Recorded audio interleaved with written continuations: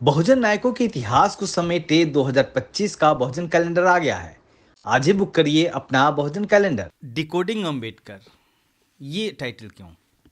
देखिए, सबसे बड़ी बात है कि ये जो किताब का डिकोडिंग इसलिए कि आज तक बाबा साहब अंबेडकर के बहुत सारे ऐसे आयाम हैं जिनको अभी तक भी भारत के शिक्षाविद हों, चाहे जर्नलिस्ट हों या आम पब्लिक हो, वो आज भी नहीं समझ पाती है।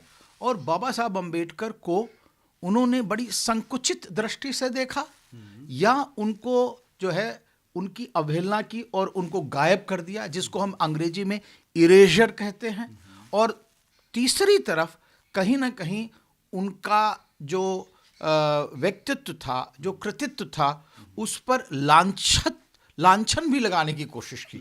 तो इसको अंग्रेजी में कहा जाता है कि Baba Saheb Ambedkar has been victim of reductionism, erasure and stigmatisation.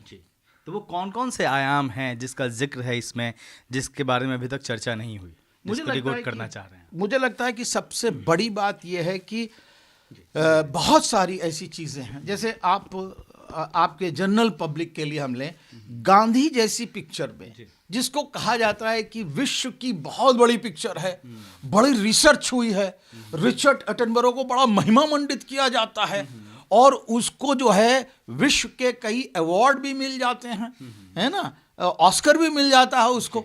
लेकिन उस पूरी पिक्चर में बाबा साहब अंबेडकर का एक भी चित्र आपको दिखाई नहीं पड़ेगा। ये कौन सी विडंबना, ये रिसर्च है और इस रिसर्च को आप महिमा मंडित करते हैं बार बार। तो ये जबकि सब जानते हैं कि 1930 के बाद गांधी की पूरा जीवनचर्या बाबा साहब ने बदल दी, चाहे वो अनटचेबिलिटी की बात हो, अस्पृश्यता की बात हो, चाहे जो है टेम्पल एंट्री यानी कि मंदिरों में प्रवेश की बात हो, यहाँ तक कि 1932 में पूना पैक्ट का जो अमरण अनशन किया उन्होंने, उसको भी दिखाया गया, लेकिन बाबा साहब को नहीं दिखाया गया।